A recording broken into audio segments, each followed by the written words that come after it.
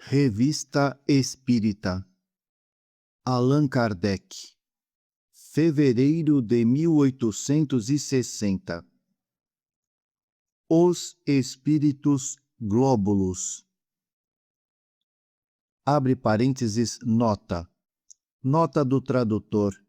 Vide o Livro dos Médiuns, segunda parte, capítulo 6, item 108. Fim da nota, fecha parênteses.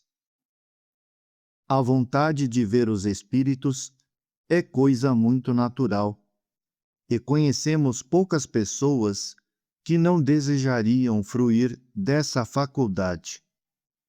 Infelizmente, é uma das mais raras, sobretudo quando permanente. As aparições espontâneas são bastante frequentes, mas acidentais, e quase sempre motivadas por uma circunstância toda individual, baseada nas relações que podem ter existido entre o vidente e o espírito que lhe aparece. Uma coisa é ver fortuitamente um espírito, outra é vê-lo habitualmente e nas condições normais ordinárias. Ora, é aí que está o que constitui, a bem dizer, a faculdade dos médiuns videntes. Ela resulta de uma aptidão especial, cuja causa ainda é desconhecida e que pode desenvolver-se, mas que em vão seria provocada se não existisse a predisposição natural. É necessário, pois, que nos acautelemos contra as ilusões que podem nascer do desejo de possuí-la e que deram lugar a estranhos sistemas. Tanto combatemos as teorias temerárias pelas quais são atacadas as manifestações, sobretudo quando essas teorias denotam a ignorância dos fatos, quanto devemos procurar, no interesse da verdade, destruir ideias que provam mais entusiasmo que reflexão e que, por isso mesmo, fazem mais mal do que bem, levando ao ridículo. A teoria das visões e das aparições é hoje perfeitamente conhecida. Desenvolvemo-la em vários artigos, especialmente nos números de dezembro de 1858, fevereiro e agosto de 1859 e no nosso O Livro do Médium, ou Espiritismo Experimental. Abre parênteses, nota do tradutor. Vide o Livro dos Médiuns, segunda parte, capítulo 6, das manifestações visuais. Fim da nota, fecha parênteses. Portanto, não a repetiremos aqui. Lembraremos apenas alguns pontos essenciais antes de chegar ao exame do sistema dos glóbulos. Os espíritos podem ser vistos sob diferentes aspectos. O mais frequente é a forma humana. Sua aparição ocorre sob uma forma vaporosa e diáfana, às vezes vaga e imprecisa. A princípio, quase sempre é uma claridade esbranquiçada, cujos contornos pouco a pouco se vão delineando. De outras vezes, as linhas são mais acentuadas e os menores traços da fisionomia são desenhados com tal precisão que permite dar-lhes descrição mais exata. Nesses momentos, certamente um pintor poderia fazer o seu retrato com tanta facilidade quanto faria o de uma pessoa viva. As maneiras e o aspecto são os mesmos que tinha o espírito quando vivo, podendo dar todas as aparências ao seu perispírito, que constitui seu corpo etéreo. Ele se apresenta sob a que melhor o faça reconhecível. Assim, embora como espírito não mais tenha nenhuma das enfermidades corpóreas que pudesse ter experimentado como homem, mostrar-se-á estropiado, coxo ou corcunda, se o julga conveniente para atestar a sua identidade. Quanto às vestes, compõe-se geralmente de um amontoado de pano, terminando em longa túnica flutuante. É pelo menos a aparência dos espíritos superiores, que nada conservaram das coisas terrestres. Os espíritos vulgares, porém, os que aqui conhecemos, quase sempre aparecem com os trajes que usavam no último período de sua vida. Frequentemente, os espíritos mostram atributos característicos da posição que ocuparam. Os superiores têm sempre uma figura bela, nobre e serena. Os inferiores, ao contrário, têm uma fisionomia vulgar, espelho onde se refletem as paixões mais ou menos ignóbeis que os agitavam.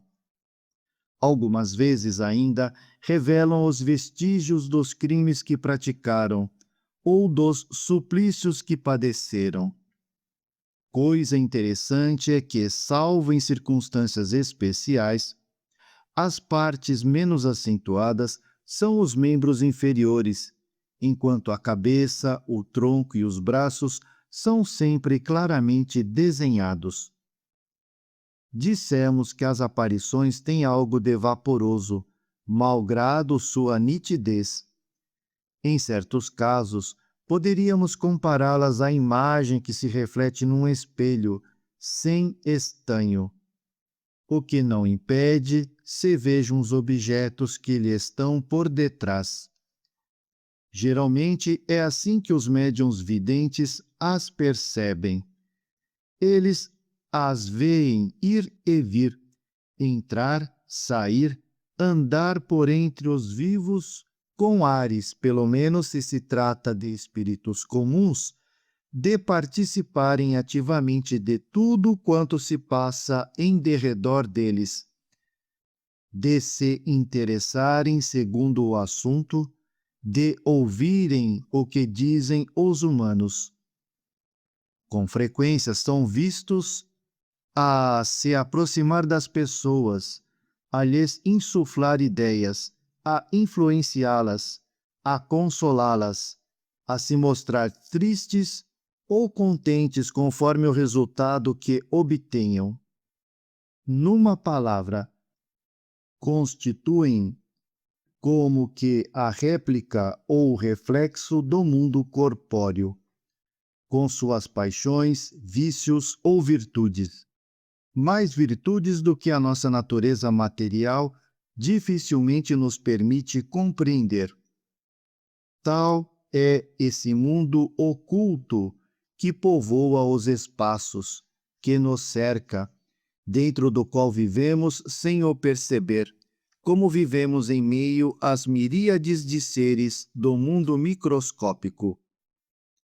Mas pode acontecer que o espírito revista uma forma ainda mais precisa e tome todas as aparências de um corpo sólido, a ponto de causar completa ilusão e dar a crer aos que observam a aparição que tem diante de si um ser corpóreo. Enfim, a tangibilidade pode tornar-se real, isto é, possível se torna ao observador tocar, apalpar o corpo, sentir a mesma resistência, o mesmo calor que num corpo vivo, apesar de poder se desvanecer com a rapidez do relâmpago. Embora a aparição desses seres, designados pelo nome de agêneres, seja muito rara, é sempre acidental e de curta duração. E, sob essa forma, não poderiam tornar-se os comensais habituais de uma casa. Sabe-se que, entre as faculdades excepcionais de que o Sr. Home deu provas irrecusáveis, deve-se colocar a de fazer aparecerem mãos tangíveis, que podem ser apalpadas e que, por seu lado, podem pegar, apertar e deixar marcas na pele. As aparições tangíveis, dizemos, são bastante raras, mas as que ocorreram nestes últimos tempos confirmam e explicam as que a história registra a respeito de pessoas que se mostraram depois de mortas, com todas as aparências da natureza corporal. Aliás, por mais extraordinários que sejam, tais fenômenos perdem inteiramente todo o caráter de maravilhoso, quando conhecida a maneira por que se produzem e quando se compreende que, longe de constituírem uma derrogação das leis da natureza, são apenas efeito de uma aplicação dessas leis. Quando os espíritos revestem a forma humana, não poderemos nos enganar. Já o mesmo não acontece quando tomam outras aparências. Não falaremos de certas imagens terrestres refletidas pela atmosfera, que alimentaram a superstição das pessoas ignorantes, mas de alguns outros efeitos sobre os quais até homens esclarecidos puderam enganar-se. É aí, sobretudo, que nos devemos pôr em guarda contra a ilusão, para não nos expormos a tomar por espírito fenômenos puramente. Nem sempre o ar é de uma limpidez perfeita. Há circunstâncias em que a agitação e as correntes de moléculas aeriformes, produzidas pelo calor, são perfeitamente visíveis. A aglomeração dessas partículas forma pequenas massas transparentes que parecem nadar no espaço e que deram lugar ao singular sistema dos espíritos sob a forma de glóbulos. A causa dessa aparência está no próprio ar, mas também pode estar no olho. O humor aquoso oferece pontos imperceptíveis, que hão perdido alguma coisa de sua natural transparência. Esses pontos são como corpos semi-opacos, em suspensão no líquido, cujos movimentos e ondulações eles acompanham. Produzem no ar ambiente e à distância, por efeito do aumento e da refração, a aparência de pequenos discos por vezes irisados, variando de 1 a 10 milímetros de diâmetro. Vimos certas pessoas tomarem esses discos por espíritos familiares que as seguiam e acompanhavam a toda parte e, em seu entusiasmo, ver figuras nos matizes da irisão. Uma simples observação, fornecida por essas pessoas mesmo, as reconduzirá ao terreno da realidade. Os aludidos discos ou medalhões, dizem elas, não só as acompanham, como lhes seguem todos os movimentos. Vão para a direita, para a esquerda, para cima, para baixo, ou param, conforme o movimento que elas fazem com a cabeça. Esta coincidência por si só prova que a sede da aparência está em nós e não fora de nós. E o que demonstra, além disso, é que em seus movimentos ondulatórios, jamais esses discos se afastam de um certo ângulo. Como, porém, não seguem bruscamente o movimento da linha visual, parecem ter uma certa independência. A causa desse efeito é bem simples. Os pontos opacos ou semi-opacos do humor aquoso, causa primeira do fenômeno, são já, dissemos, mantidos em suspensão, mas tendendo sempre a descer. Quando sobem, é que foram solicitados pelo movimento dos olhos, de baixo para cima, chegados a uma certa altura. Se o olho se torna fixo, nota-se que os discos descem lentamente, depois param. Sua mobilidade é extrema, porquanto basta um movimento imperceptível do olho para fazê-los percorrer, no raio visual, toda a amplitude do ângulo em sua abertura no espaço, onde se projeta a imagem. O mesmo diremos das centelhas que se produzem, algumas vezes em feixes, mais ou menos compactos, pela contração do músculo do olho, e são devidas provavelmente à fosforescência ou à eletricidade natural da íris, porque geralmente adstritas à circunferência do disco desse órgão.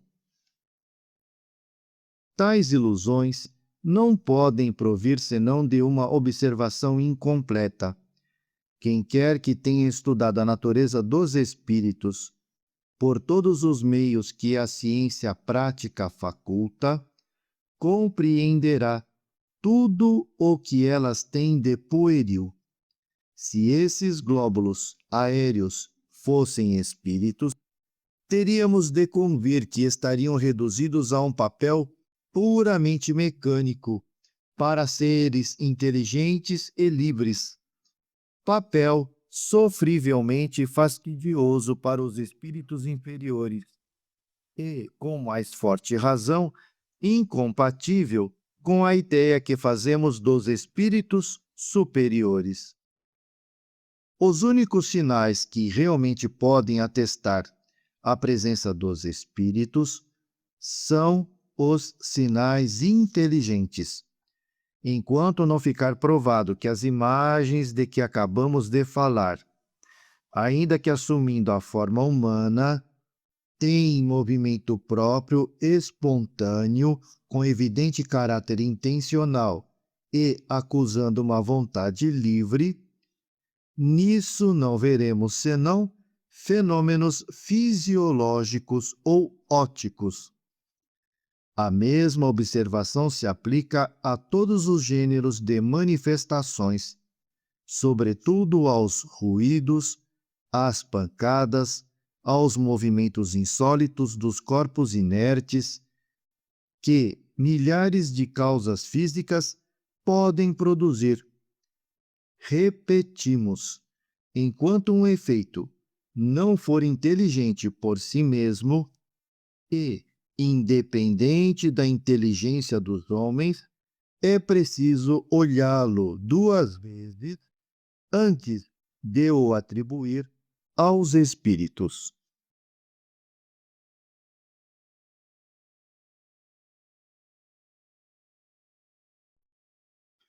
Revista Espírita, Allan Kardec, fevereiro de 1860. Médiuns especiais.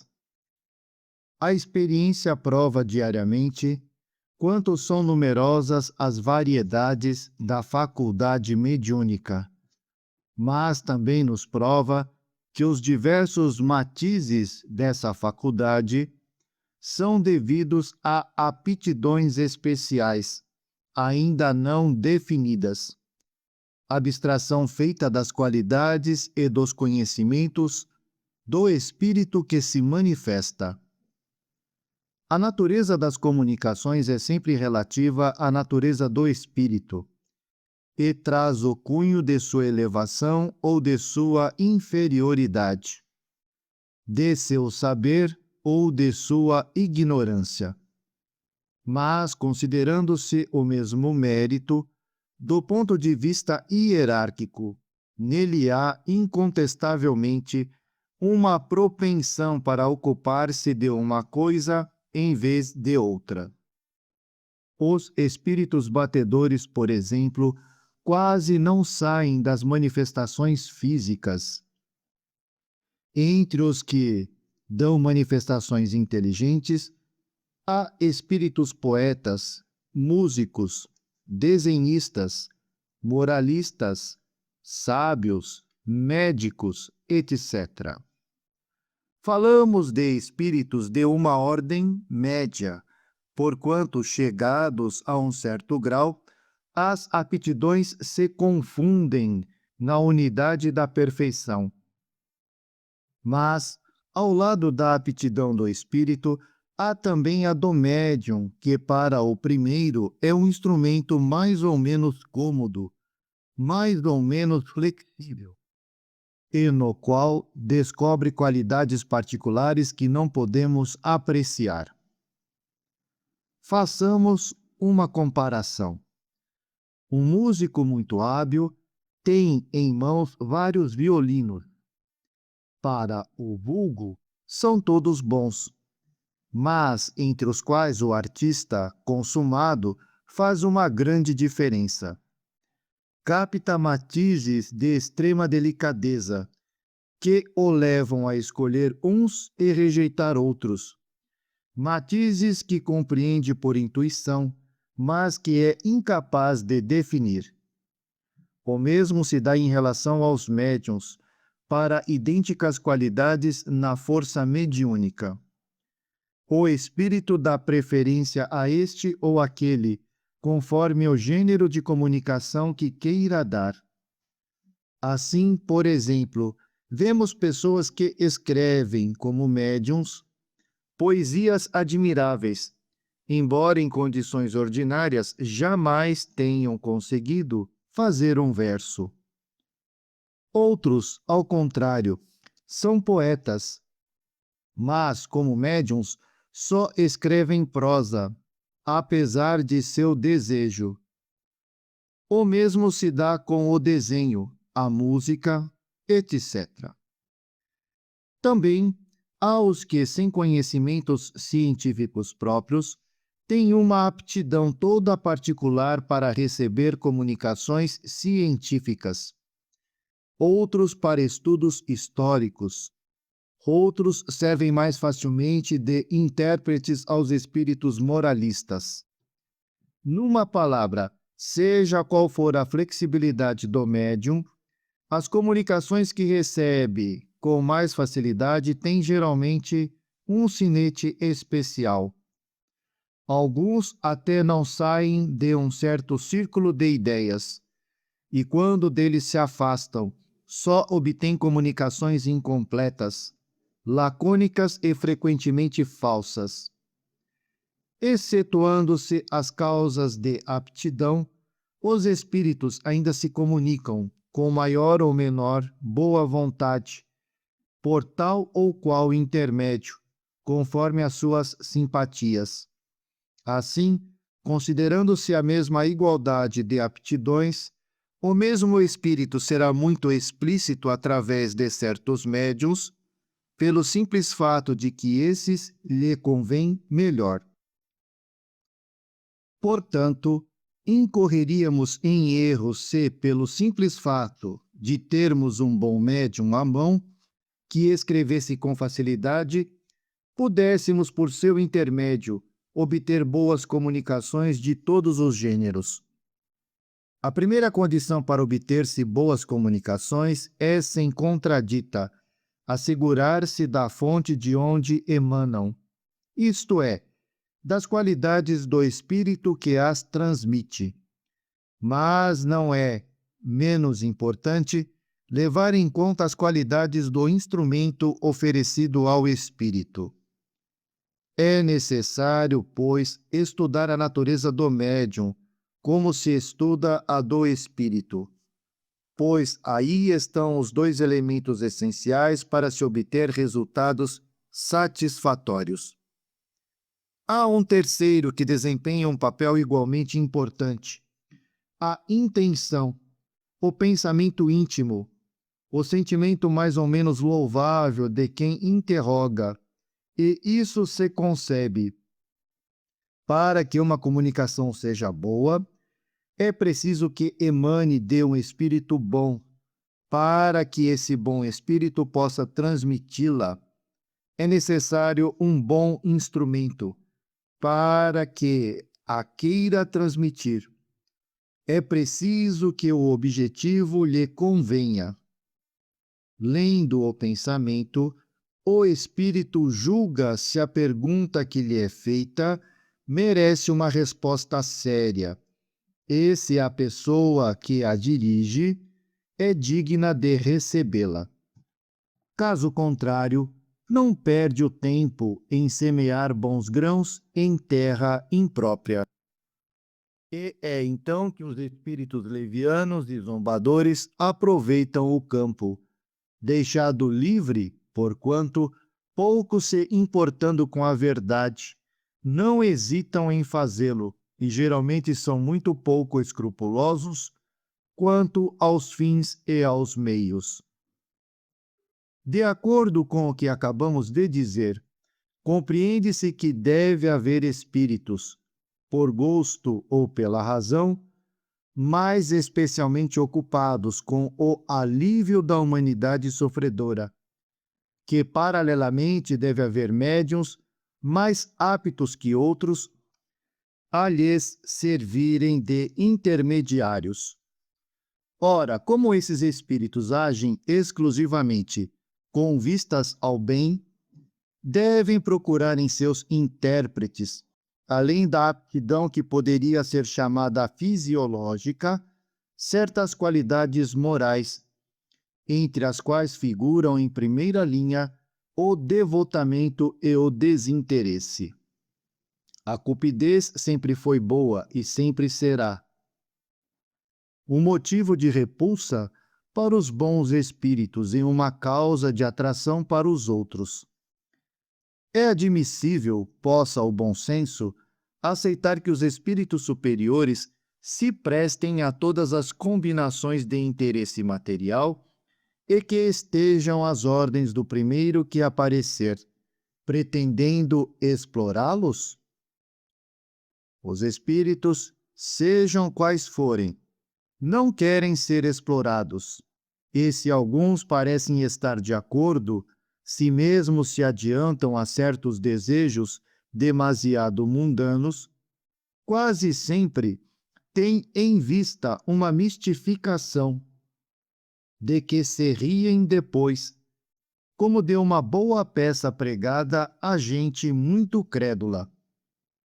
Ademais, talvez não seja inútil que alguns queimem os dedos, a fim de aprenderem que não se deve brincar com coisas sérias. Seria o caso de falarmos aqui de um desses médiuns privilegiados, que os espíritos curadores parece haverem tomado sob seu patrocínio direto.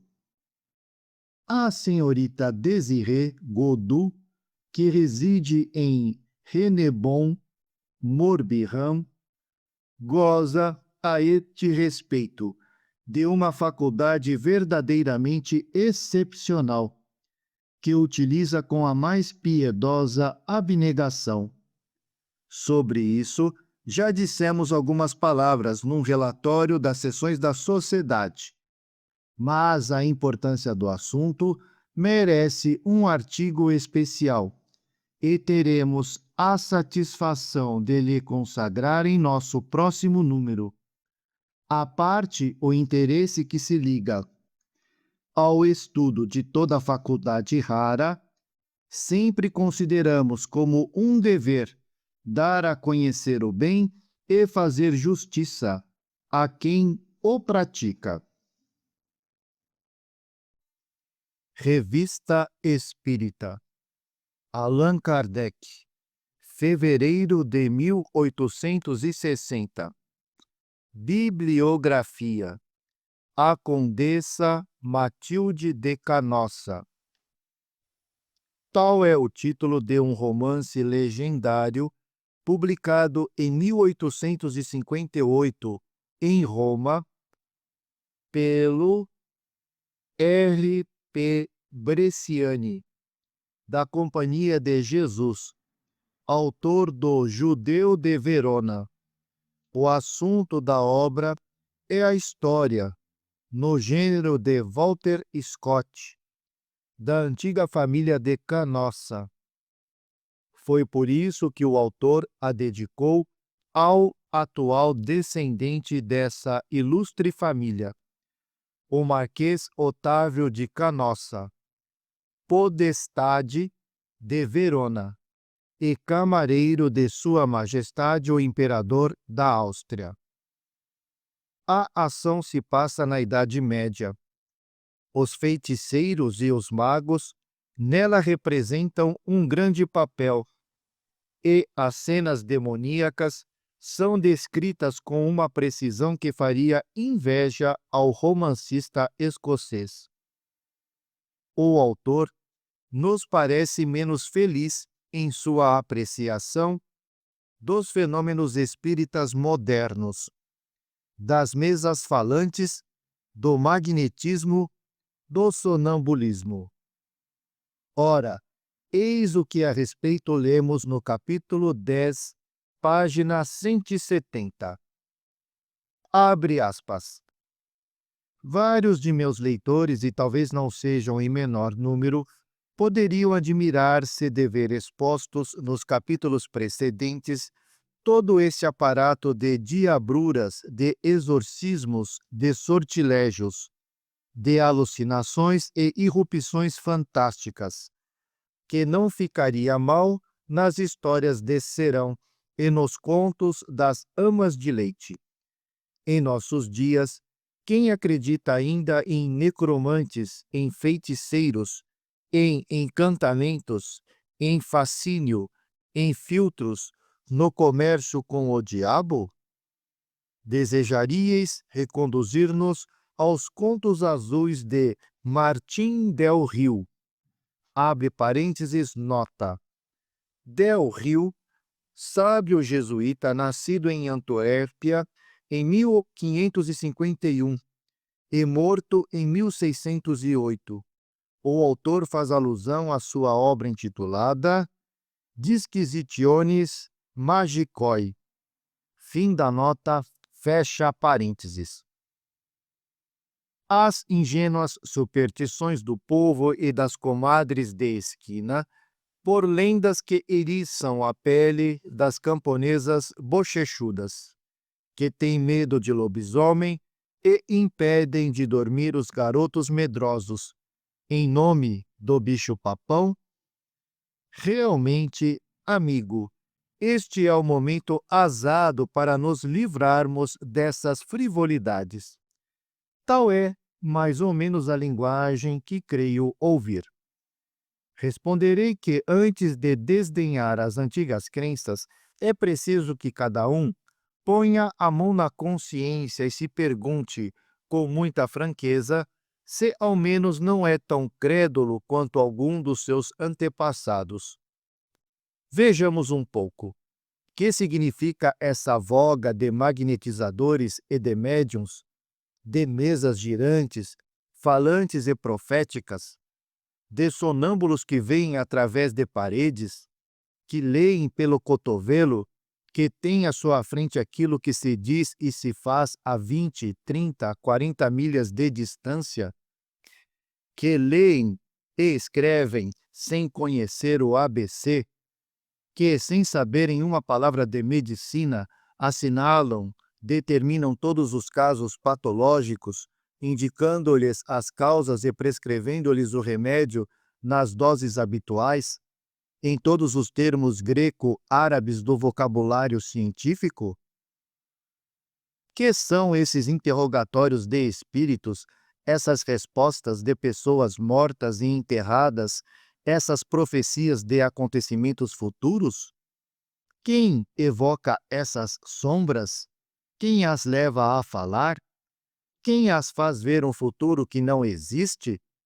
Quem as faz proferir essas blasfêmias contra Deus, contra os santos do céu, contra os sacramentos da igreja? Vejamos, brava gente, falai, porque essas contorções e esses olhares sombrios?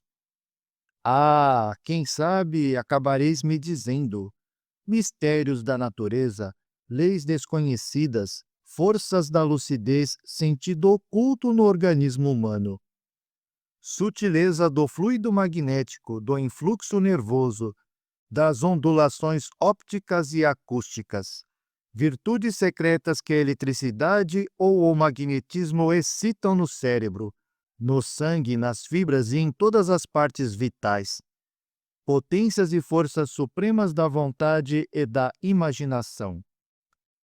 Meus amigos, isto são ninharias, palavras vazias de sentido, frases ocas, desvios ambíguos, enigmas que nem compreendeis.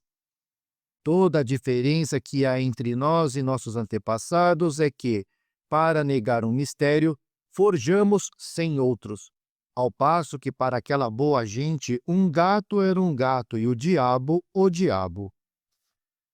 Temos a pretensão de dotar a natureza de forças que ela não tem, nem pode ter.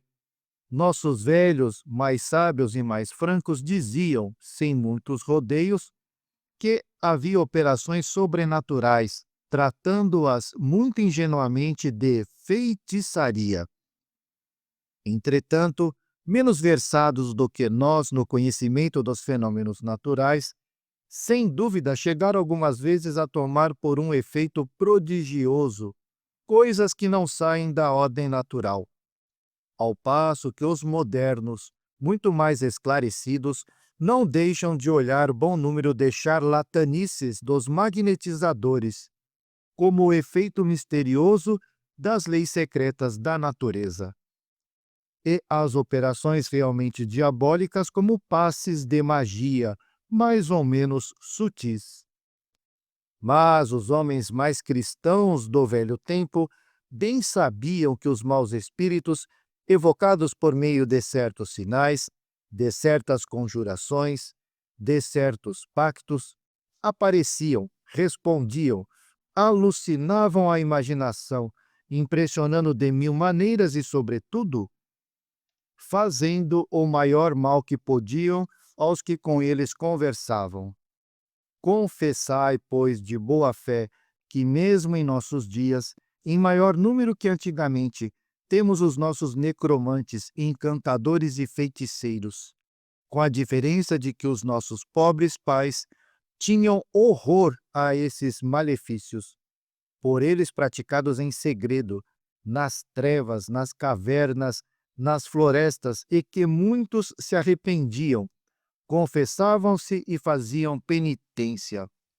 Hoje, porém, são exercidos nos salões resplandecentes de ouro e luz, e na presença de curiosos, de moças, crianças e mães, sem o menor escrúpulo, e muitas vezes se deleitando com as superstições da Idade Média. Crede-me, em todas as épocas, os homens quiseram manter negócios com o demônio, e esse espírito astucioso, embora os homens não o devolvam aos abismos e com ele mantenham comércio, presta-se a todas as transformações. Nos séculos idólatras, ele vivia com os oráculos e as pitonisas. Mostrava-se sob a forma de pomba, de pega, de galo, de serpente e cantava versos fatídicos. Na Idade Média, apresentava-se pedante aos povos bárbaros. Eles aparecia sob formas terríveis, em monstruosas conjurações. Se, por vezes, ele se encolhia e se sutilizava, a ponto de alojar nos cabelos, em garrafinhas, em filtros, que os feiticeiros faziam os amantes beber. Não era sem inspirar um grande terror. Hoje, ao contrário, ele se presta à civilização do século. Alegra-se no mundo elegante, nos saraus brilhantes, alternadamente dormindo com os sonâmbulos, dançando com as mesas escrevendo com as cestas. Abre parênteses, nota. Nota do tradutor, grifo nosso. No original, gueridons, mesinhas de centro, mesas de pé de galo. Preferimos traduzir por cestas, numa alusão às cestas de bico utilizadas na psicografia rudimentar do espiritismo nascente, e que melhor se aplica ao presente caso. Fim da nota, fecha parênteses. Na verdade, não é muito gentil. Tem cuidado de não amedrontar ninguém. Veste-se a americana, a inglesa, a parisiense, a alemã. É realmente amável, sob a barba e o bigode fino dos italianos. É a coqueluche dos salões, e seria muito desajeitado se não se revestisse de uma distinção irreprochável. Vede, tornou-se tão bom apóstolo que conversa de modo muito cortês com aquela senhora que ainda vai à missa, e que, se lhe disserdes, cuidado, há coisas que não são naturais e não o poderiam ser. Há nisso algo de nebuloso. Os bons cristãos não tratam destas coisas. Vos riria na cara e responderia com um arzinho biruta. Que diacho, tudo isso é muito natural. Também sou cristã, mas não sou imbecil. Enquanto isso, caso se apresente uma ocasião, ela magnetizará sua filha de 20 anos a fim de fazer com que leia, na sua intuição magnética, fatos distantes e segredos do futuro. Deixo-vos a pensar se esse belo diabo de luvas amarelas deve rir no rosto da boa cristã. Fecha aspas. Deixamos aos nossos leitores o cuidado de apreciar o julgamento do P. Bresciani. Em vão aí procurarão, como nós, argumentos peremptórios contra as ideias espíritas. Uma demonstração qualquer da falsidade dessas ideias. Sem dúvida, pensa ele que não vale a pena fazer-lhes uma refutação séria e que basta um sopro para dissipá-las. Todavia, parece-nos que, a exemplo da maioria dos adversários, chega ele a uma consequência inteiramente diferente à esperada. Desde que não prova, por A mais B, que isto não é, nem pode ser. Como o P. Bresciani é um homem de talento incontestável e de instrução superior, pensamos que, desde que seu objetivo era combater os espíritos, teve de reunir contra estes as suas armas mais terríveis, donde concluímos que, se não diz muito, é que nada mais tem a dizer, que se não dá outras provas, é porque não as tem melhores para opor, sem o que não teria tido o cuidado de deixá-las no fundo do saco. Os mais ridicularizados em toda essa argumentação não são os espíritos, mas o próprio diabo, que é tratado um pouco cavalheirescamente e não como algo levado a sério. Seríamos induzidos a pensar, diante desse espírito chistoso, que o autor não acredita mais no diabo que nos espíritos.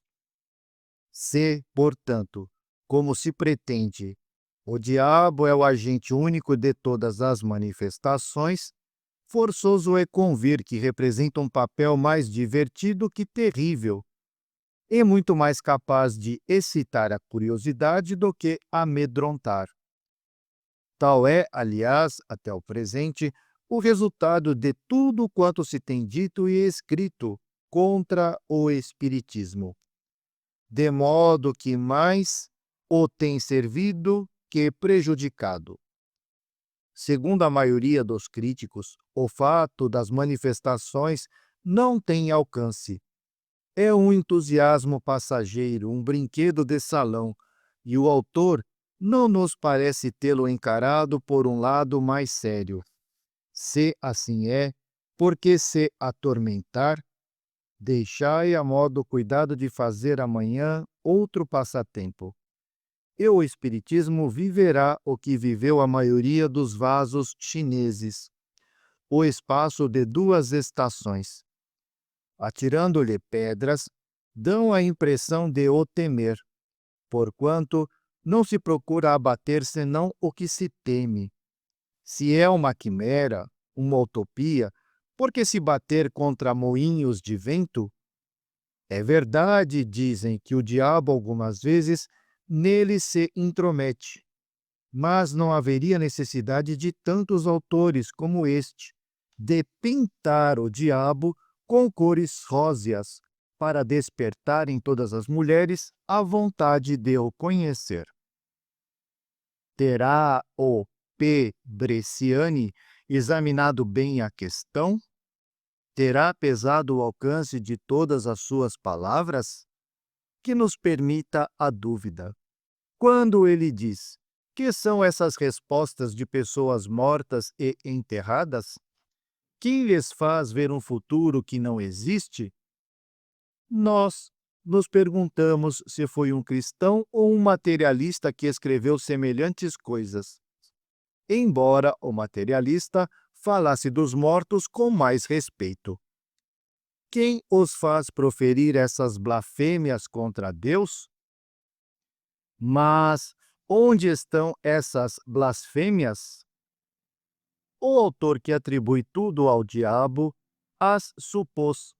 Saberia, ao contrário, que a confiança mais ilimitada na bondade infinita de Deus é a base do Espiritismo, que tudo nele se faz em nome de Deus, que os espíritos mais perversos não falam dele senão com temor e respeito, e os bons com amor. Que há nisso de blasfematório? Mas o que pensar dessas palavras? Temos a pretensão de dotar a natureza de forças que ela não tem, nem pode ter. Nossos velhos, mais sábios, as tratavam muito ingenuamente de feitiçaria. Assim, é mais sábio atribuir os fenômenos da natureza ao diabo do que a Deus. Enquanto proclamamos o poder infinito do Criador, o P. Bresciani lhe impõe limites. A natureza, que resume a obra divina, não tem e não pode ter outras forças além das que conhecemos. Quanto às que poderiam ser descobertas, é mais sábio atribuí-las ao diabo, que, assim, seria mais poderoso do que Deus. Há necessidade de indagar de que lado está a blasfêmia ou o maior respeito ao Ser Supremo? Enfim, o diabo toma todas as aparências. Na verdade, não é muito gentil. Veste-se americana, inglesa, parisiense, é realmente amável sob a barba e o bigode fino dos italianos, e seria muito desajeitado se não se revestisse de uma distinção irreprochável. Não sabemos se os senhores italianos sentir-se-ão envaidecidos por serem tomados como diabos de luvas amarelas. Quem são essas belas senhoras que fazem coqueluche desses gentis demônios e que, ante o caridoso aviso de que há nisso algo de nebuloso, vos riem no rosto, exclamando: que diacho, não sou uma imbecil. Se é uma figura tomada pela realidade, perguntaremos em que mundo elas se servem de tão belas expressões. Lamentamos que o autor não tenha haurido seus conhecimentos de espiritismo numa fonte mais séria, com o que não falaria tão levianamente. Enquanto não lhe opuserem argumentos mais peremptórios, seus partidários poderão dormir bem tranquilos. Revista Espírita. Allan Kardec. Fevereiro de 1860. História de um danado. Sociedade Espírita de Paris, 9 de dezembro de 1859. Primeira sessão. O senhor de La Roche, membro titular, comunica o seguinte fato, que é de seu conhecimento pessoal. Numa pequena casa perto de Castelnaudary, ocorriam barulhos estranhos e manifestações diversas que levavam a considerá-la como assombrada por algum mau gênio. Por conta disso, foi exorcizada em 1848. E nela colocaram um grande número de imagens de santos. Então, querendo habitá-la, o senhor D mandou fazer reparos e retirar as gravuras. Depois de alguns anos, ali morreu subitamente. Seu filho, que a ocupa atualmente, ou pelo menos a ocupava até há pouco, certo dia recebeu, ao entrar num aposento, forte bofetada de mão invisível. Como estivesse completamente só, não duvidou que ela proviesse de uma fonte oculta. Agora, não quer mais ficar lá e vai deixá-la definitivamente.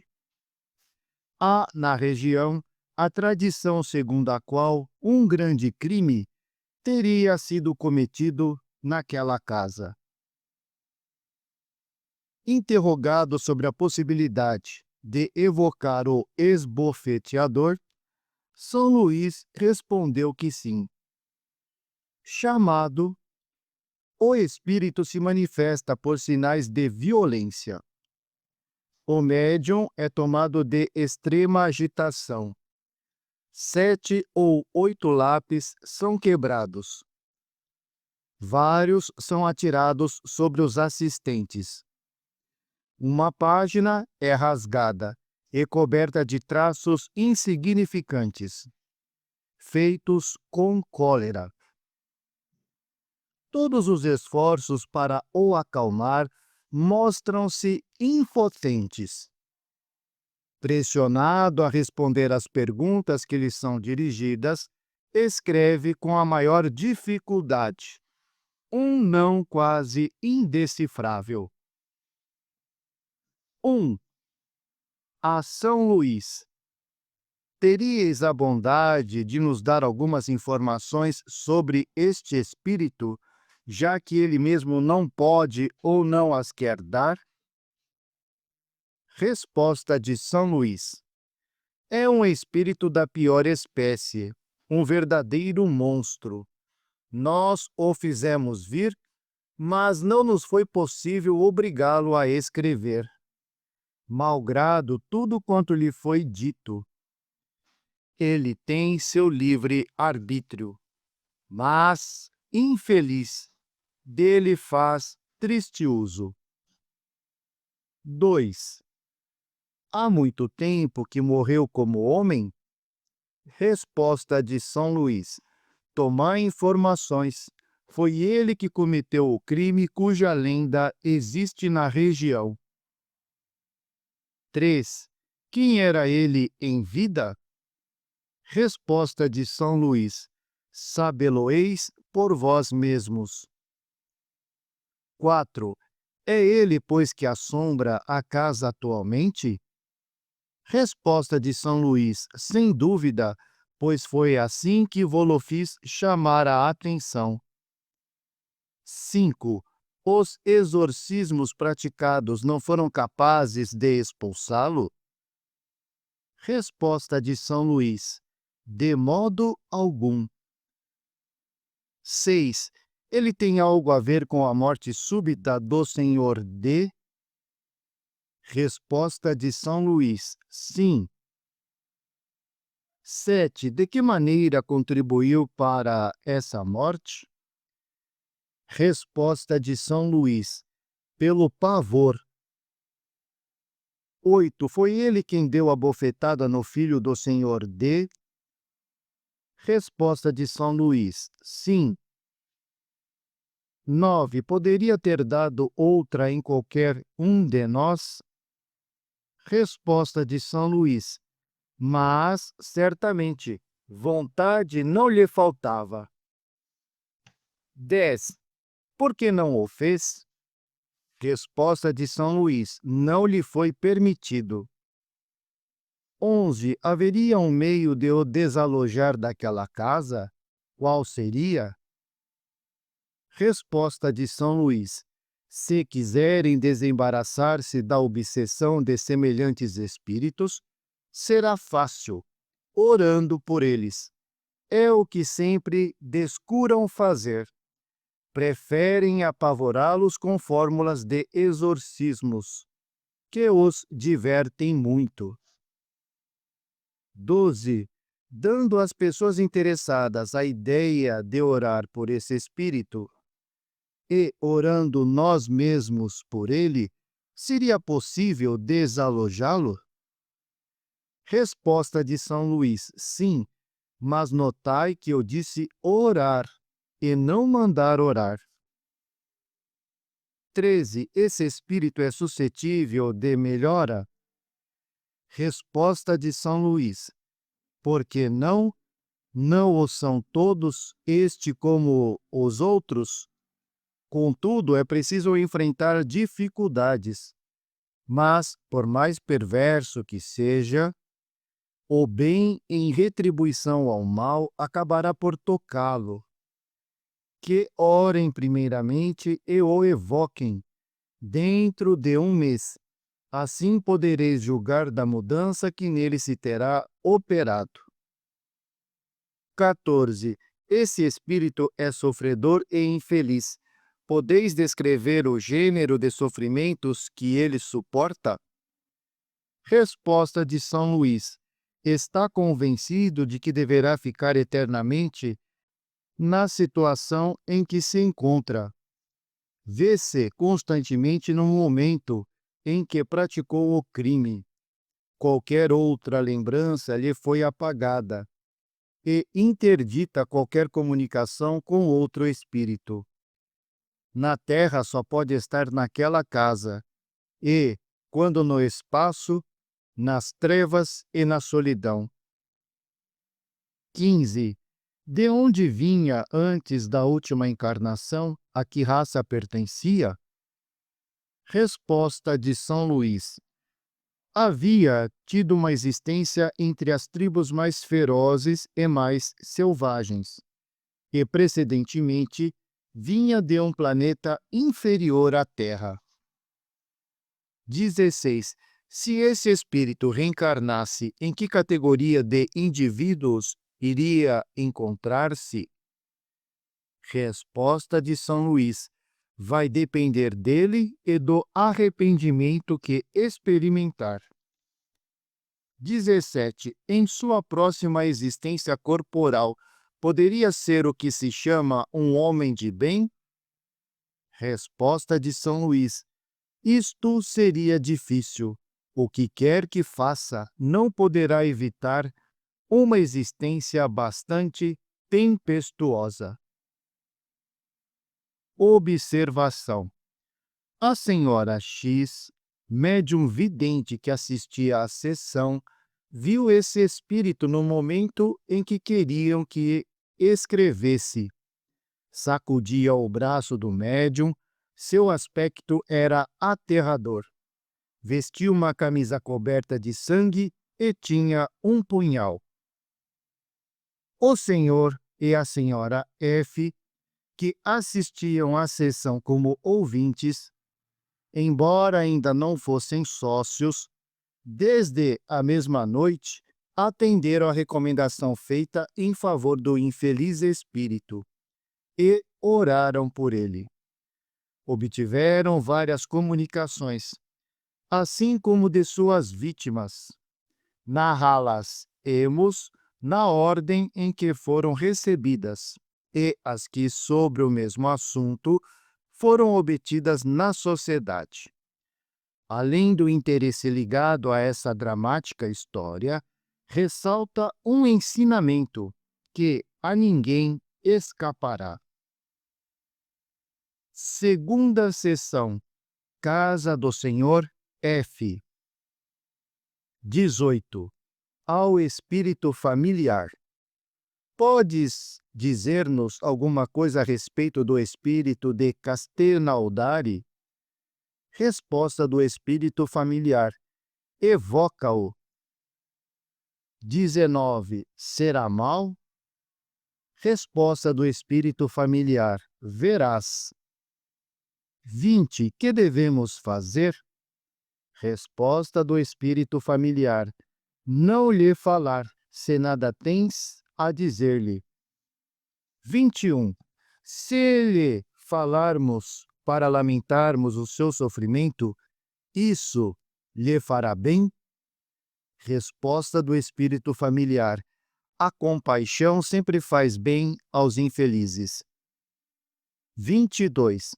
Evocação do espírito de Castelnaudari. Resposta. Que queres de mim? 23. Nós te chamamos a fim de te sermos úteis. Resposta do espírito de Castelnaudari. Ó, vossa piedade me faz bem, porque sofro. Ó, como sofro! Que Deus tenha piedade de mim. Perdão, perdão. 22. Nossas preces ser-te-ão salutares? Resposta do espírito de Castelnaudari. Sim, orai, orai. 25. Pois bem, oraremos por ti. Resposta do espírito de Castelnaudari. Obrigado, tu pelo menos não me amaldiçoas. 26. Por que não quiseste escrever na sociedade quando te chamaram? Resposta do espírito de Castelnaudari. Ó, maldição! 27. Maldição para quem? Resposta do espírito de Castelnaudari. Para mim que expio muito cruelmente os crimes nos quais a minha vontade não teve senão uma pequena parte. Observação. Dizendo que sua vontade só tomou uma pequena parte em seus crimes, quer atenuá-los, como se soube mais tarde. 28. Se te arrependeres, serás perdoado? Resposta do espírito de Castelnaudari. Ó, jamais. 29. Não desesperes. Resposta do espírito de Castelnaudari. Eternidade de sofrimentos. Tal é a minha sorte. 30. Qual é o teu sofrimento? Resposta do espírito de Castelnaudari. O que há de mais horrível não o podes compreender. 31. Oraram por ti desde ontem à noite? Resposta do espírito de Castelnaudari. Sim, mas sofro ainda. 32. Como assim? Resposta do espírito de Castelnaudari. Sei lá. Observação. Esta circunstância será explicada mais tarde. 33. Deve-se fazer algo em relação à casa onde te instalaste? Resposta do espírito de Castelnaudari. Não, não, não me falem disso. Perdão, meu Deus, já sofri muito. 34. Tens que permanecer lá? Resposta do espírito de Castelnaudari. A isso estou condenado. 35. Será para que tenhas constantemente teus crimes à vista? Resposta do espírito de Castelnaudari: é isso. 36. Não desesperes. Tudo pode ser perdoado com o arrependimento. Resposta do espírito de Castelnaudari: não, não há perdão para Caim. 37. Mataste, pois, teu irmão?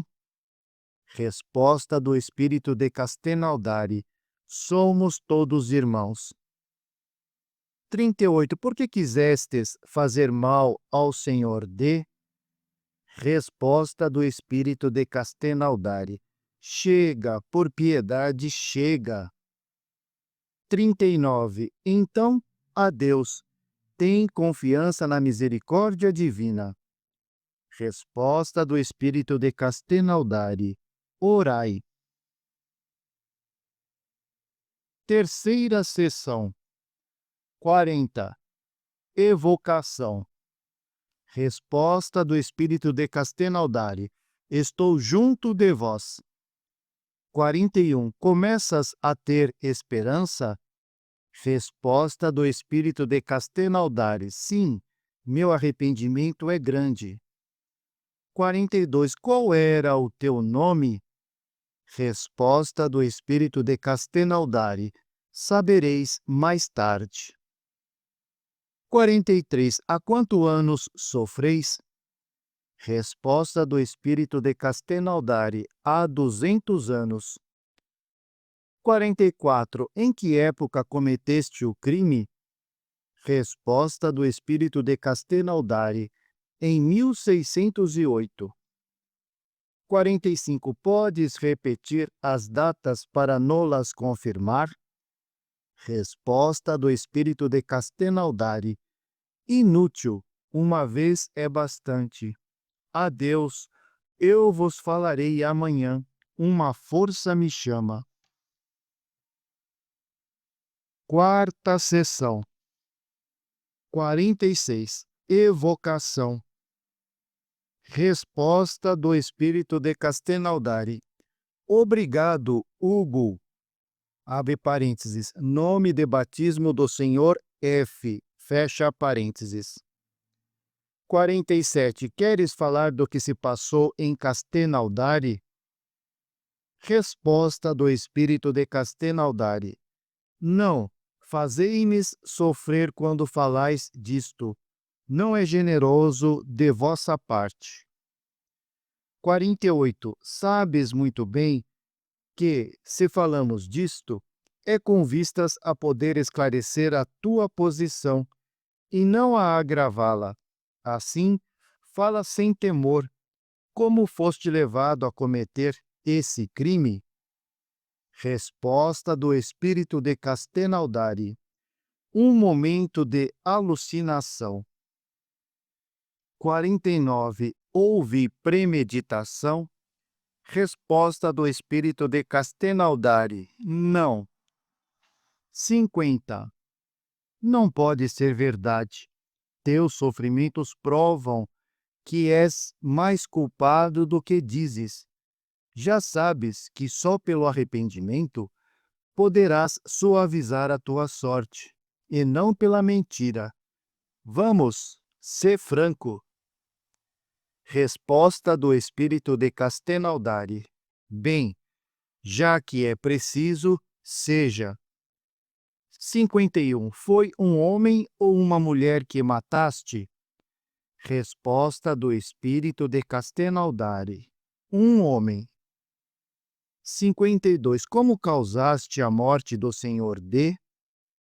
Resposta do espírito de Castelnaudari: apareci-lhe visivelmente e me encontrava de tal forma horrendo que minha simples visão o matou. 53. Fizeste-o de propósito? Resposta do espírito de Castelnaudari: sim. 54. Por quê? Resposta do espírito de Castelnaudari: ele quis me desafiar, e eu ainda faria outro tanto se me viesse tentar. 55. Se eu fosse morar naquela casa, tu me farias mal? Resposta do espírito de Castenaldari. Oh, não, certamente, tens piedade de mim e me desejas o bem. 56. O senhor D morreu instantaneamente? Resposta do espírito de Castenaldari. Não, foi tomado pelo medo, mas não morreu senão 2 horas depois. 57. Por que te limitaste a dar uma bofetada no senhor D, filho? Resposta do espírito de Castenaldari. Era demais ter matado 2 homens. Quinta sessão. Sociedade. 16 de dezembro de 1859. 58. Perguntas dirigidas a São Luís. O espírito que se comunicou com o senhor e a senhora F é realmente o de Castenaldari? Resposta de São Luís: sim. 59. Como pôde comunicar-se a eles tão prontamente? Resposta de São Luís: a sociedade ainda o ignorava. Ele não se havia arrependido. O arrependimento é tudo. 60. São exatas as informações por ele dadas sobre o crime? Resposta de São Luís: compete verificardes e vos entenderdes com ele. 61. Ele disse que o crime foi cometido em 1608 e que tinha morrido em 1659. Há, pois, 200 anos que se encontra naquele estado? Resposta de São Luís: isso vos será explicado mais tarde. 62. Poderíeis descrever seu gênero de suplício? Resposta de São Luís: é atroz para ele. Como sabeis, foi condenado a ficar na casa onde o crime foi cometido, sem poder dirigir o pensamento a outra coisa senão ao crime, sempre diante de seus olhos, e julga-se condenado a essa tortura para todo o sempre. 63. Está mergulhado na escuridão? Resposta de São Luís: escuridão quando quer afastar-se desse lugar de exílio.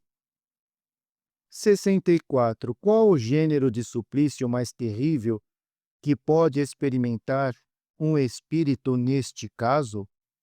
Resposta de São Luís: não há descrição possível das torturas morais que são a punição de certos crimes.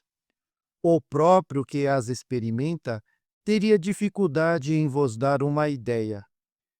Mas a mais horrível é a certeza de ser condenado sem apelação. 65. Ele se acha nessa situação há 2 séculos. Avalie o tempo como fazia quando encarnado, isto é, o tempo lhe parece mais ou menos longo, como quando vivia? Resposta de São Luís: parece-lhe antes mais longo. Para ele o sono não existe. 66. Foi-nos dito que, para os espíritos, o tempo não existia, e que para eles um século é um ponto na eternidade. Não é o mesmo para todos? Resposta de São Luís: certo que não. Só o é para os espíritos chegados a um grau muito elevado de progresso. Mas para os espíritos inferiores, o tempo é por vezes muito longo, sobretudo quando sofrem. 67. Esse espírito é punido muito severamente pelo crime que cometeu. Ora, disseste-nos que antes desta última existência, ele tinha vivido entre as tribos mais bárbaras. Lá deve ter cometido atos no mínimo tão atrozes quanto o último. foi punido do mesmo modo?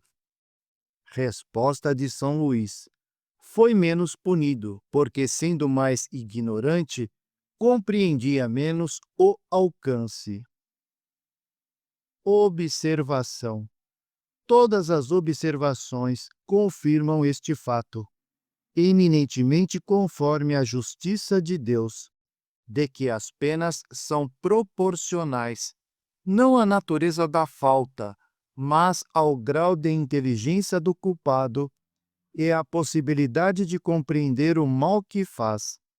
Assim, menos grave em aparência, uma falta poderá ser mais severamente punida num homem civilizado que um ato de barbárie num selvagem. 68. O estado em que se encontra esse espírito é o dos seres vulgarmente chamados danados? Resposta de São Luís: absolutamente. Há outros ainda muito mais horríveis. Os sofrimentos estão longe de ser os mesmos para todos, inclusive para crimes semelhantes, pois variam conforme seja o culpado, mais ou menos acessível ao arrependimento. Para este, a casa onde cometeu o crime é seu inferno. Outros o trazem em si mesmos, pelas paixões que os atormentam e que não podem satisfazer. Observação: com efeito, vimos avarentos sofrerem à vista do ouro, que se lhes tornara uma verdadeira quimera, orgulhosos, atormentados pela inveja das honras que viam prestar e que não se dirigiam a eles. Homens que haviam mandado na terra, humilhados pelo poder invisível que os constrangia a obedecer e pela visão de seus subordinados, que não mais se dobravam diante deles. Ateus, sofrendo as angústias da incerteza e se achando num isolamento absoluto em meio à imensidade, sem encontrar nenhum ser que os pudesse esclarecer. Se, no mundo dos espíritos, há alegrias para todas as virtudes, há penas para todas as faltas, e as que não são alcançadas pelas leis dos homens, sempre o são pela lei de Deus. 69. Apesar de sua inferioridade, esse espírito sente os bons efeitos da prece. Vimos o mesmo da parte de outros espíritos igualmente perversos e da mais bruta natureza. Como é possível a espíritos mais esclarecidos, de inteligência mais desenvolvida, mostrarem completa ausência de sentimentos, sorrirem de tudo quanto há de mais sagrado, numa palavra, de nada se tocarem, nem concederem a menor trégua ao seu cinismo? Resposta de São Luís: a prece não tem efeito senão em favor do espírito que se arrepende. Aquele que, impelido pelo orgulho, revolta-se contra Deus e persiste nos seus desvios, ainda os exagerando, como fazem os espíritos infelizes, sobre estes a prece nada pode nem poderá fazer, a não ser quando um clarão de arrependimento neles se manifestar. Para eles, a ineficácia da prece é também um castigo. Ela só alivia os que não estão totalmente endurecidos. 70. Quando vemos um espírito inacessível aos bons efeitos da prece, há uma razão para nos abstermos de orar por ele? Resposta de São Luís: não, certamente, porque, cedo ou tarde, ela poderá triunfar de seu endurecimento e fazer com que nele germinem pensamentos salutares. Sexta seção: em casa do Senhor F. Evocação. Resposta do espírito de Castelnaudari. Eis-me aqui. 72. Então agora podes deixar a casa de Castelnaudari quando quiseres? Resposta do espírito de Castelnaudari. Permitem-me, porque aproveito vossos bons conselhos. 73. Experimentas algum alívio? Resposta do espírito de Castelnaudari. Começo a ter esperança. 74. Se pudéssemos ver-te, sob que aparência te veríamos? Resposta do espírito de Castelnaudari. Ver-me-íeis de camisa e sem punhal. 75. Por que não mais terias o punhal? Que fizeste dele? Resposta do espírito de Castelnaudari. Eu o maldigo, Deus me poupa sua vista. 76. Se o senhor de filho voltasse a casa, ainda lhe farias mal? Resposta do espírito de Castelnaudari. Não, pois estou arrependido. 77. E se ele ainda te quisesse desafiar? Resposta do espírito de Castelnaudari. Ó, não me pergunteis isso. Não poderia me dominar. Isto estaria acima de minhas forças, porque não passo de um miserável. 78. As preces do Senhor de Filho ser-te-iam mais salutares que as de outras pessoas? Resposta do espírito de Castelnaudari. Sim, pois a ele é que fiz o mal maior. 79. Muito bem, continuaremos a fazer por ti o que pudermos. Resposta do espírito de Castelnaudari. Obrigado, pelo menos encontrei em vós almas caridosas. Adeus. Sétima sessão. 80. Evocação do homem assassinado. Resposta. Eis-me aqui. 81. Que nome tinhais quando vivo? Resposta. Eu me chamava Pierre Dupont. 82. Qual era a vossa profissão? Resposta de Pierre Dupont.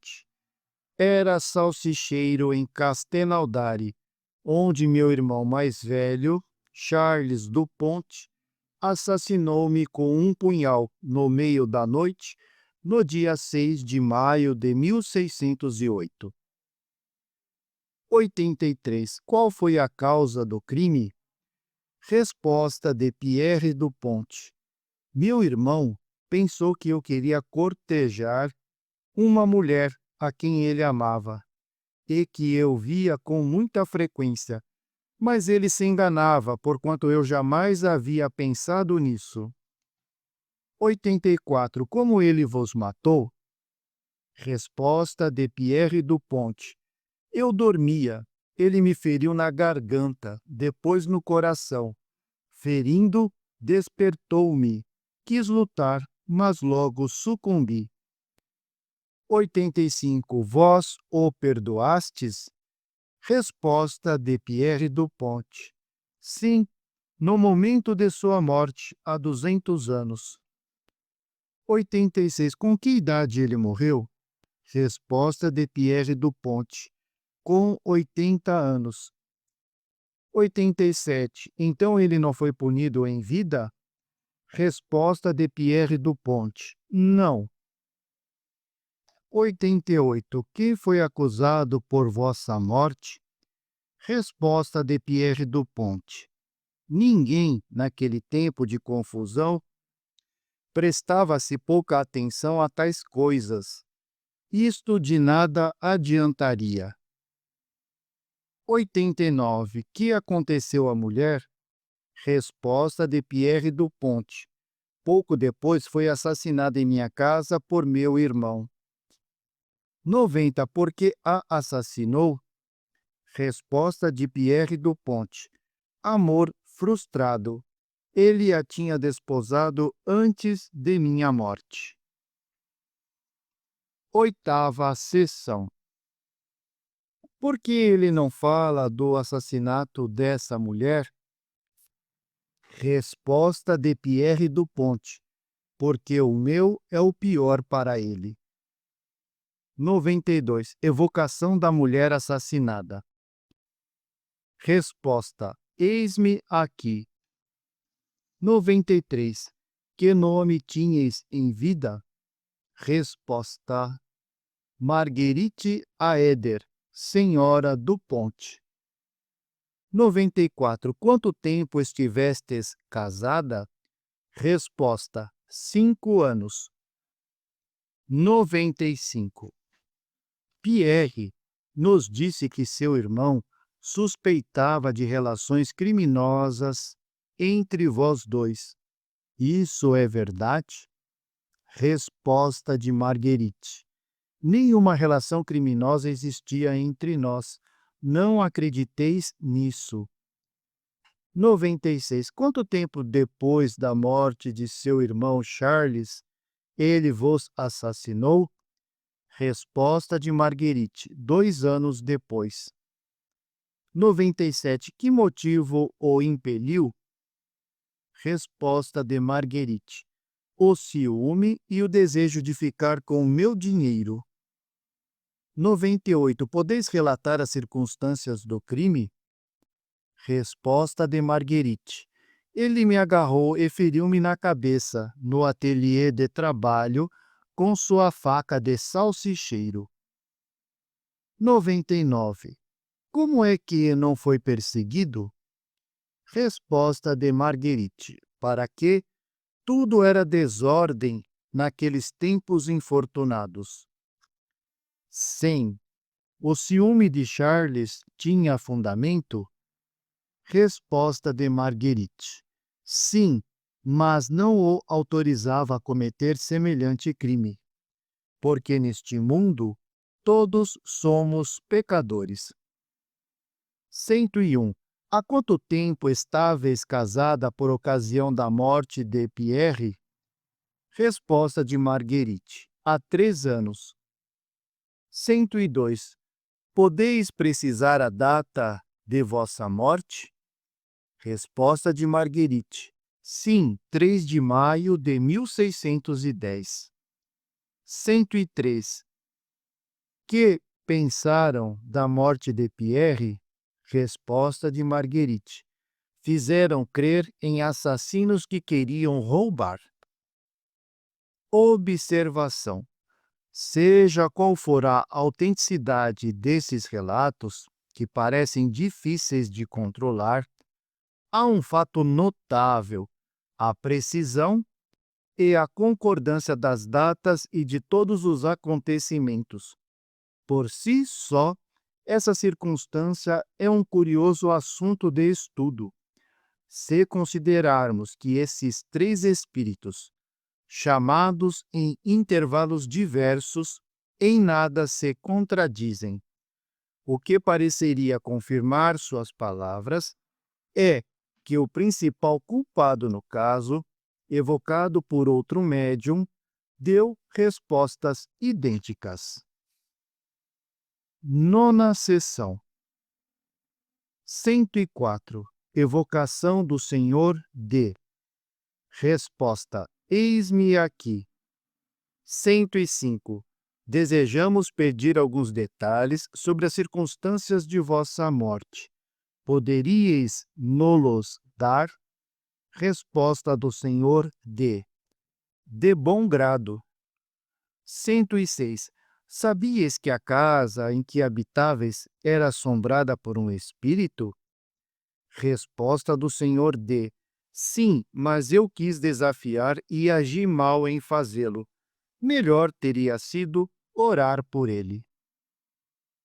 Observação: por aí se vê que os meios geralmente empregados para nos desembaraçarmos dos espíritos importunos não são os mais eficazes. As ameaças mais os excitam do que os intimidam. A benevolência e a comiseração têm mais poder que o emprego de meios coercitivos que os irritam ou das fórmulas de que se riem. 107. Como esse Espírito vos apareceu? Resposta do Senhor D. À minha chegada em casa, ele estava visível e me olhava fixamente. Não pude escapar. Fui tomado pelo pavor e expirei sob o olhar terrível desse espírito que eu havia desprezado e para o qual me havia mostrado tão pouco caridoso. 108. Não poderíeis pedir por socorro? Resposta do Senhor D. Impossível. Minha hora havia chegado e é assim que eu devia morrer. 109. Que aparência tinha ele? Resposta do Senhor D. De um furioso disposto a me devorar. 110. Sofrestes ao morrer? Resposta do Senhor D. Horrivelmente. 111. Morrestes subitamente? Resposta do Senhor D. Não, 2 horas depois. 112. Que reflexões fazíeis, sentindo que morríeis? Resposta do Senhor D. Não pude refletir. Fui tomado de um terror inexprimível. 113. A aparição ficou visível até o fim? Resposta do Senhor D. Sim, não deixou um só instante o meu pobre espírito. 114. Quando o vosso espírito se desprendeu, percebestes a causa de vossa morte? Resposta do Senhor D. Não, tudo estava acabado. Só mais tarde compreendi. 115. Podeis indicar a data de vossa morte?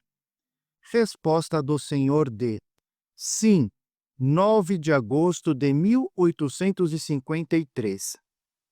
Abre parênteses, a data precisa ainda não pôde ser verificada, mas é exata aproximadamente. Fecha parênteses. 10ª sessão. Quando esse espírito foi evocado, a 9 de dezembro, São Luís aconselhou a chamá-lo novamente, dentro de um mês, a fim de julgar do progresso que deveria ter feito no intervalo. Já se pôde julgá-lo pelas comunicações do senhor e da senhora F, pela mudança operada em suas ideias, graças à influência das preces e dos bons conselhos. Decorrido pouco mais de um mês depois de sua primeira evocação, foi ele novamente chamado à sociedade, em 13 de janeiro. 116. Evocação. Resposta do espírito de Castelnaudari. Eis-me aqui. 117. Lembrai-vos de ter sido chamado entre nós há cerca de um mês? Resposta do espírito de Castelnaudari. Como o esqueceria? 118. Por que então não pudestes escrever? Resposta do espírito de Castelnaudari. Eu não queria. 119. Por que não o queríeis? Resposta do espírito de Castelnaudari. Ignorância e embrutecimento. 120. Vossas ideias mudaram desde então? Resposta do espírito de Castelnaudari. Muito. Vários dentre vós foram complacentes e oraram por mim. 121. Confirmais todas as informações que foram dadas por vós e por vossas vítimas? Resposta do espírito de Castelnaudari. Se não as confirmasse, seria dizer que não as havia dado. E fui eu mesmo que as dei. 122. Entreverdes o fim de vossas penas? Resposta do espírito de Castelnaudari: ó, ainda não. Já é muito mais do que mereço saber, que, graças à vossa intercessão, elas não durarão para sempre. 123. Descrevei a situação em que estáveis antes da vossa primeira evocação. Haverias de compreender que vô-lo pedimos para nossa instrução, e não como um motivo de curiosidade.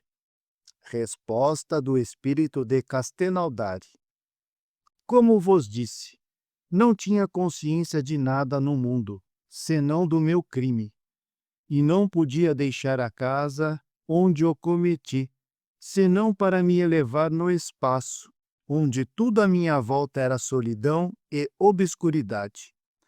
Não vos poderia dar uma ideia disto, jamais o compreendi. Desde que me elevava acima do ar, tudo era negro e vazio, não sei o que era.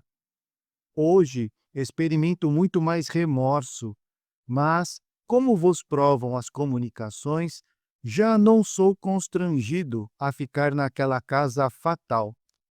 Permitem-me vagar na terra e procurar esclarecer-me por minhas observações. Agora, compreendendo melhor a enormidade dos meus crimes, se, por um lado, sofro menos, por outro, aumentam minhas torturas pelo remorso, mas, pelo menos, tenho esperança.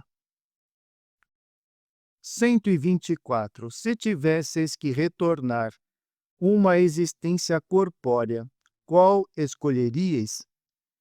Resposta do espírito de Castelnaudari: ainda não vi suficientemente nem refleti bastante para o saber.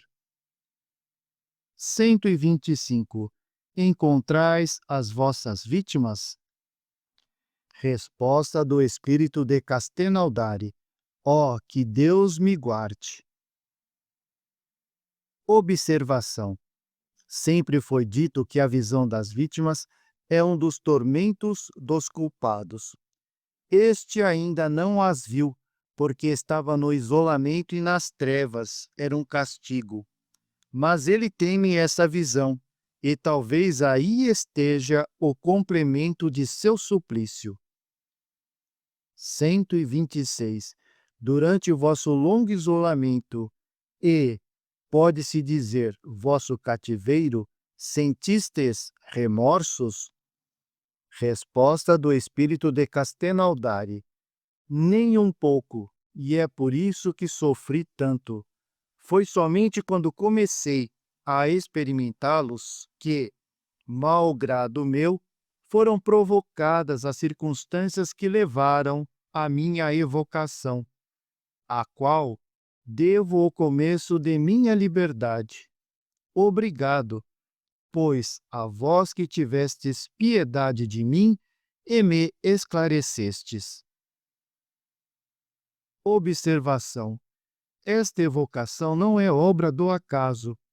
Como devia ser útil a esse infeliz, os espíritos que velavam por ele, vendo que começava a compreender a enormidade de seus crimes, julgaram chegado o momento de lhe prestar um socorro eficaz, e então o trouxeram às circunstâncias propícias. É um fato que vimos se produzir muitas vezes. A propósito, perguntaram o que teria sido dele se não pudesse ter sido evocado, como ocorre com todos os espíritos sofredores, que também não o podem ser, e nos quais não se pensa. A isto foi respondido que os caminhos de Deus para a salvação de suas criaturas são inumeráveis. A evocação pode ser um meio de os assistir, mas, por certo, não é o único. Deus não deixa ninguém no esquecimento. Aliás, as preces coletivas também devem exercer sua influência sobre os espíritos acessíveis ao arrependimento. Revista Espírita. Allan Kardec, fevereiro de 1860. Comunicações espontâneas. Estelle Riquet. Sociedade, 13 de janeiro de 1860. O tédio, a mágoa, o desespero me devoram. Esposa culpada, mãe desnaturada, abandonei as santas alegrias da família, o domicílio conjugal, embelezado pela presença de 2 anjinhos descidos do céu. Arrastada pelos atalhos do vício, por um egoísmo, um orgulho e uma vaidade desenfreados, mulher sem coração, conspirei contra o santo amor daquele que Deus e os homens me haviam dado por sustentáculo e por companheiro na vida.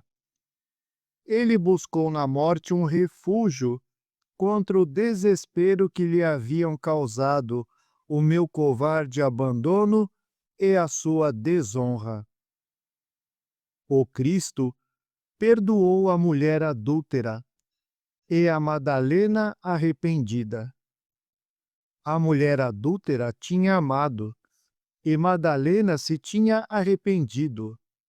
Mas eu, miserável, vendi a preço de ouro um falso amor que jamais senti. Semeei o prazer a mancheias, e não recolhi senão o desprezo. A miséria horrível e a fome cruel vieram por termo a uma vida que se me tinha tornado odiosa, e não me arrependi. Miserável e infame, muitas vezes empreguei, com fatal sucesso, infelizmente, minha infernal influência como espírito, impelindo ao vício pobres mulheres que via virtuosas e gozando a felicidade que eu havia esmagado com os pés. Perdoar-me-á Deus algum dia?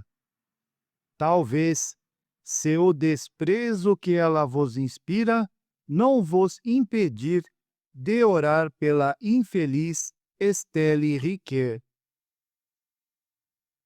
Observação: tendo esse espírito se comunicado espontaneamente, sem ser chamado e sem ser conhecido de nenhum dos assistentes, foram-lhe dirigidas as seguintes perguntas. 1. Em que época morrestes? Resposta de Estelle: há 50 anos. 2. Onde moráveis? Resposta de Estelle: em Paris. 3. A que classe da sociedade pertencia vosso marido? Resposta de Estelle: à classe média. 4. Com que idade morrestes? Resposta de Estelle: 32 anos. 5. Que motivos vos levaram a comunicar-vos espontaneamente conosco? Resposta de Estelle: permitiram-me para vossa instrução e para exemplo. 6. Tinhais recebido certa educação? Resposta de Estelle: sim. 7. Esperamos que Deus vos levará em conta a franqueza da vossa confissão e do vosso arrependimento. Rogamos a Ele estender a sua misericórdia sobre vós, enviando bons espíritos para vos esclarecer sobre os meios de reparar o vosso passado. Resposta de Estelle: ó, obrigada, obrigada. Que Deus vos ouça. Observação: várias pessoas nos informaram que consideraram um dever orar pelos espíritos sofredores que assinalamos e que reclamam assistência. Fazemos votos para que este pensamento caridoso se generalize entre os nossos leitores. Alguns receberam a visita espontânea de espíritos pelos quais se haviam interessado e que lhes vieram agradecer. Revista Espírita, Allan Kardec, fevereiro de 1860. Comunicações espontâneas. O tempo presente. Sociedade, 20 de janeiro de 1860. Sois guiados pelo verdadeiro gênio do cristianismo. É que o próprio Cristo preside aos trabalhos de toda a natureza que estão em via de realização, para abrir-se a era de renovação e de aperfeiçoamento que predizem vossos guias espirituais. Com efeito, se lançardes os olhos fora das manifestações espíritas, sobre os acontecimentos contemporâneos, reconhecereis, sem nenhuma hesitação, os sinais precursores que vos provarão, de maneira incontestável, que os tempos preditos são chegados. Estabelecendo-se entre todos os povos, as comunicações derrubam as barreiras materiais. Os obstáculos morais que se opõem à sua união, os preconceitos políticos e religiosos, apagar-se-ão rapidamente, e o reino da fraternidade finalmente se estabelecerá de maneira sólida e durável.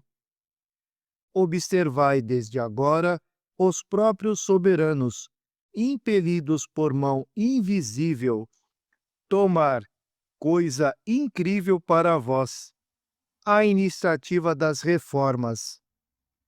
E as reformas que espontaneamente partem do alto são muito mais rápidas e duradouras do que as que procedem de baixo e são arrancadas à força. Apesar dos preconceitos da infância e da educação, em que pese o culto da saudade, pressenti a época atual. Estou feliz por isto, e mais feliz ainda por vim dizer-vos, irmãos, coragem, trabalhai por vós e pelo futuro dos vossos. Trabalhai, sobretudo, por vosso melhoramento pessoal e fruireis, na vossa próxima existência, de uma felicidade que vos é tão difícil imaginar, quanto a mim, devo-lo fazer compreender. Chateaubriand. Allan Kardec, Revista Espírita, fevereiro de 1860. Comunicações espontâneas. Os sinos. Obtida pelo Sr. Pécher, 13 de janeiro de 1860. Podes dizer-me por que sempre gostei de ouvir o som dos sinos? É que a alma do homem, que pensa e sofre, busca sempre se desprender quando experimenta essa felicidade muda, que em nós desperta vagas lembranças de uma vida passada. É que tal som é uma tradução da palavra do Cristo que vibra no ar há 18 séculos. É a voz da esperança. Quantos corações consolou. Quanta força deu à humanidade crente! Essa voz divina apavorou os grandes da época. Eles a temeram, porque a verdade que haviam abafado os fez tremer. O Cristo a mostrava a todos. Mataram o Cristo, mas não a ideia. Sua palavra sagrada tinha sido compreendida. Era imortal e, no entanto, quantas vezes a dúvida deslizou em vossos corações? Quantas vezes o homem acusou a Deus de ser injusto? Exclamava: Meu Deus, que fiz eu? A desgraça marcou-me no berço? Estou, pois, destinado a seguir esta via que me dilacera o coração? Parece que uma fatalidade se liga a meus passos. Sinto que as forças me abandonam. Vou me aniquilar nesta vida. Neste momento, Deus faz penetrar em vosso coração um raio de esperança. Uma mão amiga vos retira a venda do materialismo, que vos cobre os olhos. Uma voz dos céus vos diz: olha no horizonte aquele foco luminoso. É um fogo sagrado que emana de Deus. Essa chama deve iluminar o mundo e o purificar. Deve fazer penetrar sua luz no coração do homem e dele expulsar as trevas que obscurecem seus olhos. Alguns homens pretenderam vos trazer a luz. Entretanto, não produziram senão um nevoeiro que fez perder-se o reto caminho. Não sejais cegos, vós a quem Deus mostra a luz. É o Espiritismo que vos permite levantar a ponta do véu que cobria o vosso passado. Olhai agora o que fostes e julgai. Curvai a cabeça ante a justiça do Criador. Rendei-lhe graças por vos dar coragem para continuar a prova que escolhestes. Disse o Cristo: aquele que usar a espada morrerá pela espada. Esse pensamento, inteiramente espírita, encerra o mistério de vossos sofrimentos. Que a esperança e a bondade de Deus vos dê a coragem e a fé. Escutai sempre esta voz que vibra em vossos corações. Cabe a vós compreender, estudar com sabedoria, elevar vossa alma em pensamentos fraternos. Que o rico estenda a mão ao que sofre, pois a riqueza não lhe foi dada para os prazeres pessoais, mas para que seja o seu dispensador, e Deus lhe pedirá contas do uso que dela tiver feito.